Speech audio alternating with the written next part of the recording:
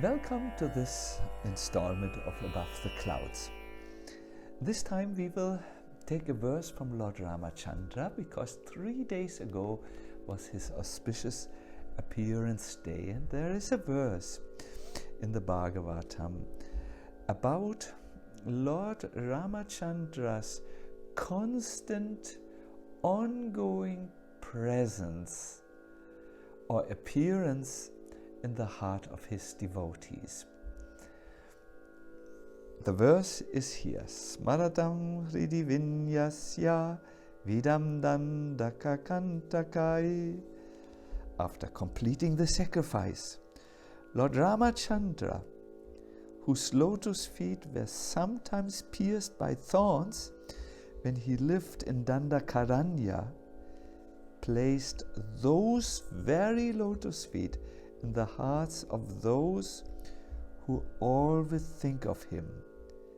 Then he entered his own abode, the Vaikuṇṭha planet, beyond the brahmajyoti.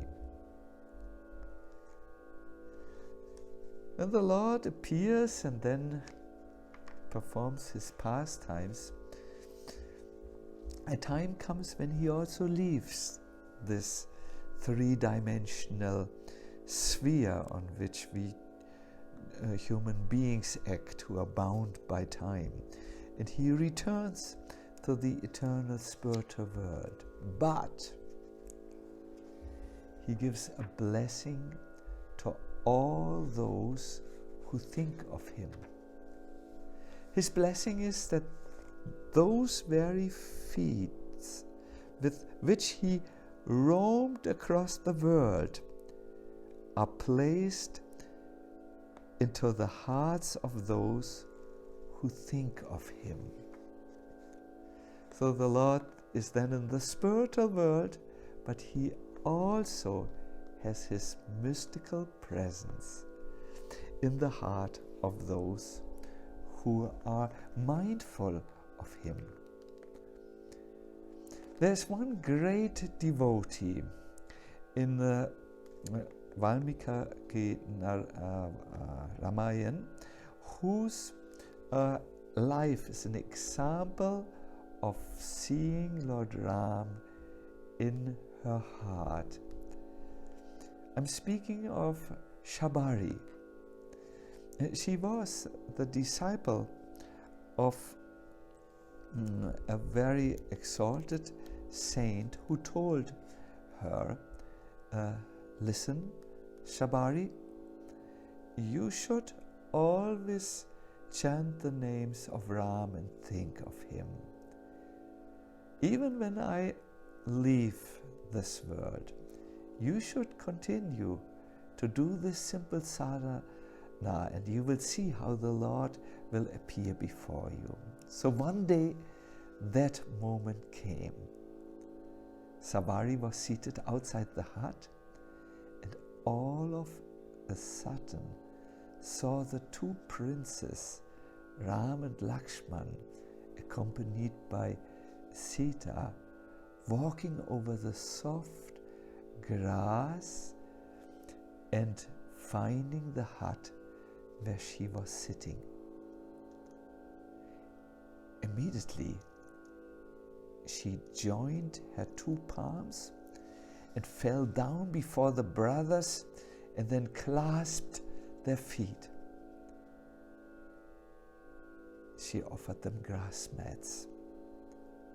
She brought water and some simple forest fruits and said, "You are welcome."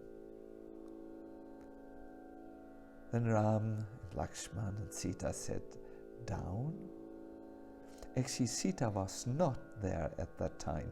Sita had been kidnapped by Ravan, and Rama spoke. "O noble lady, is your asceticism proceeding without impediment?" The same type of question was always asked by Lord Chaitanya. He would say, "How is your bhajan going? Have you mastered your senses? Are you fully freed from anger, and is your diet controlled?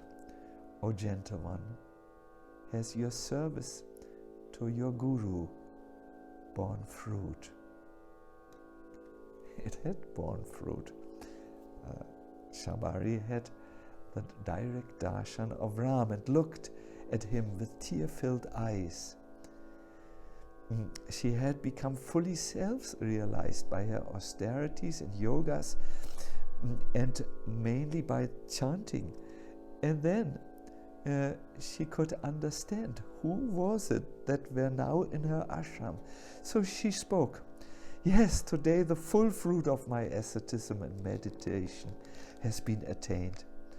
Today my life is perfected. Indeed, O Ram, after seeing your divine form, I shall reach those realms that know no decay." Then Shabari told Ram that long before her exalted guru, Matanga, had left to attain the eternal destination. But before he had left, he had said, "You will see Ram and Lakshman in your ashram, and afterwards, after that darshan, your life is completed. There's nothing to gain in this world by your sadhana any longer. You must then go and leave to the higher regions." So Shabari was shaking in ecstasy because she knew her time had come.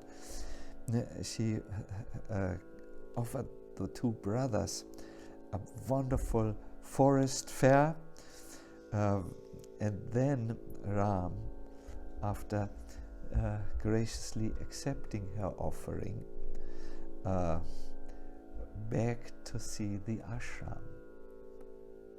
Shabari gave him a tour and showed him the altar on which Matanga had done his pujas and services. It was still brilliant with a divine luster that illuminated the surrounding area. There was a pond also, and there were still the flower garlands which the sage had made by the touch of his hand. They were still fresh and unfaded. After she had shown Ram and Lakshman around, Shabari said, "Now I want to join those great rishis who have gone. I'm ever their servant. Please permit me to leave, O Ram." Ram and Lakshman were truly touched in their hearts, and they said, "Yes, wonderful. You have properly honored us, O Blessed Lady. Please, if you wish, you may depart." So Shabari then did one last obeisances to Ram, and approaching with steady steps the sacrificial fire, cast her mortal body into the flames.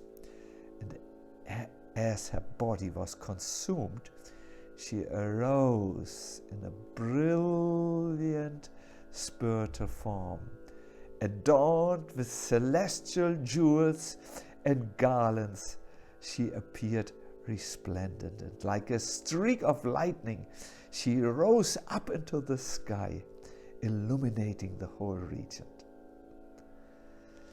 So Ram and Lakshman had placed their feet into Shabari's heart.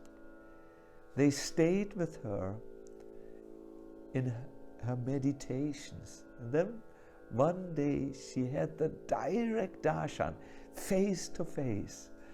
This was so wonderful that, according to Matanga, there was nothing else to do for Shabari in this dimension. My dear listeners, this is something to stop and pause. Thinking about the Lord brings us into a very close vicinity. The Lord says twice in the Bhagavad Gita, Manmana bhava bhakto, think always of me. For this week, I want to request you to consciously direct your mind to thinking of the Lord, either His name or His form. You can help yourself by looking at good pictures of the Lord, paintings and such. You can also read in books like The Nectar of Devotion about the qualities of the Lord, and then meditate about one of these qualities, like that He is very grateful to every little service that is rendered to Him, and in this way you can be with Krishna. Or you can read something from Krishna book, a small paragraph, and redirect your mind again and again to the Lord, and you will see He will place His lotus feet, and that means His entire being, into your heart. I wish you all the best, and welcome to the next Above the Clouds.